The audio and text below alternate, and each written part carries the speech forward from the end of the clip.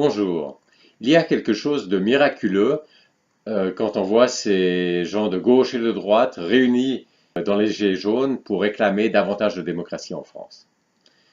Et cette situation, elle me semble très directement liée au basculement qu'il y a eu lors de la dernière présidentielle, le basculement de l'axe gauche-droite en un axe haut-bas, qui a paru très brusque lors de la dernière présidentielle française, mais qui est en fait toute une genèse très longue qui l'a préparée. Alors, initialement, vous avez la gauche et la droite, et là, vous avez essentiellement un conflit de répartition de la richesse. La gauche voulant beaucoup de répartition et la droite voulant peu de répartition.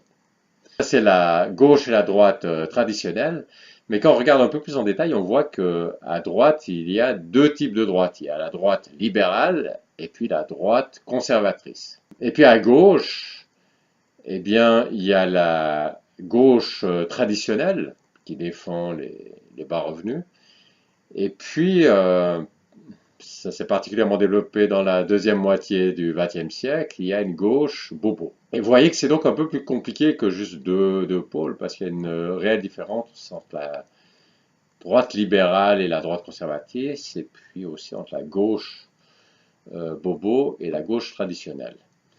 Et puis bon, ça dépend un peu où je mets mes mains, mais ce que vous voyez, c'est que la gauche bobo et la droite libérale sont finalement assez proches. Et ce qui s'est passé en France, c'est que c'est la droite libérale, donc ce pouce-là, qui a dominé la droite, et c'est la gauche bobo qui a dominé la gauche. Et quand vous aviez des alternances entre la gauche et la droite, c'était en fait des alternances surtout entre la gauche bobo et la droite libérale. Ce qui fait que quand ça alternait, ça changeait pas tant que ça. Il y a eu toute une période où, par exemple, l'UMP a été au pouvoir, ensuite le Parti socialiste, ensuite l'UMP. Donc là, vous avez cette alternance, mais finalement, les gens ont été chaque fois déçus de l'alternance parce qu'ils ont vu que ça alternait pas beaucoup. Et finalement, ils ont vu que c'était cet UMP et ce PS, c'était au fond l'UMPS. Formellement, c'était pas un parti, mais au fond, ils défendaient des politiques assez proches l'un de l'autre.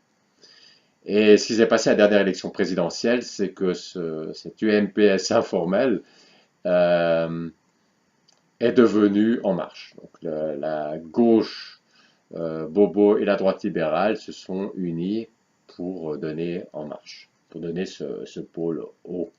Et la raison que ça s'est passé, c'est que comme les gens étaient déçus de ces alternances, le Parti socialiste et l'UMP ont tous les deux perdu du soutien populaire, et puis ils étaient plus assez forts l'un et l'autre pour continuer cette alternance UMP-PS.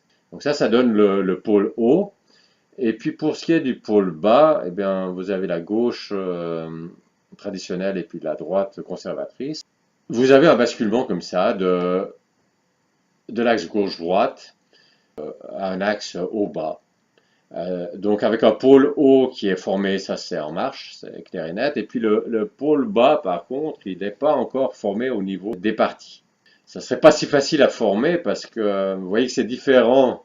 Les deux pouces, ils étaient déjà assez proches l'un de l'autre, donc c'était assez facile pour eux de se mettre ensemble. C'est beaucoup plus difficile à faire au niveau des partis, le pôle bas.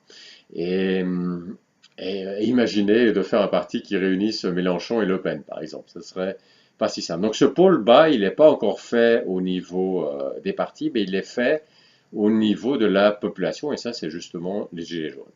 Et c'est un pôle qui n'a donc pas encore de représentation, et ça explique aussi pourquoi les Gilets jaunes se sentent si mal représentés. Il y a des représentations partielles par certains partis qui sont là, mais ils n'ont pas encore un pôle qui peut faire l'opposition au pôle de En Marche. À la fin, ça convergera vers deux pôles parce que vous avez la présidentielle en France et à la fin, ça se joue un contre un.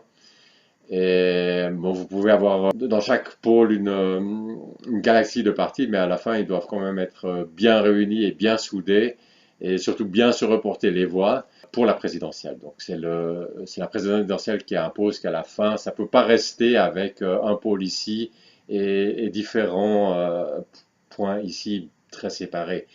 Ce que sera le pôle bas en tant que parti n'est encore pas vraiment clair, mais en opposition au pôle haut qui est mondialiste ou en tout cas européiste, le pôle bas va mettre l'accent sur la souveraineté nationale.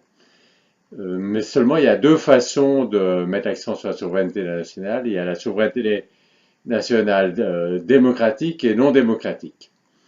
Alors la souveraineté nationale démocratique, ça serait avec le référendum d'initiative citoyenne, etc. Et puis non démocratique, c'est comme il y a eu dans le passé, où c'est simplement les élus qui décident et le peuple a juste le droit de choisir ses maîtres périodiquement. Et, et en principe, dans un cas comme ça, comme c'est les partis, les élus qui vont décider, il y a peu de chances que ce soit l'option démocratique qui soit choisie. Mais il y a quelque chose de spécial ce coup-ci dans la formation de ce pôle bas, c'est que comme je viens de le dire, la formation, elle est déjà au niveau populaire avant d'exister au niveau des partis. Donc elle est précédée par un pôle au niveau populaire. Et donc ça, c'est les Gilets jaunes. Et ça donne une chance au peuple d'imposer que ce pôle bas soit non seulement un pôle de souveraineté par opposition au pôle mondialiste et européiste d'En Marche, mais soit un pôle de souveraineté démocratique, souveraineté nationale démocratique. Et là, c'est une occasion assez unique pour le peuple d'introduire la démocratie directe en France. Voilà, j'espère que cette vidéo vous a intéressé et à la prochaine.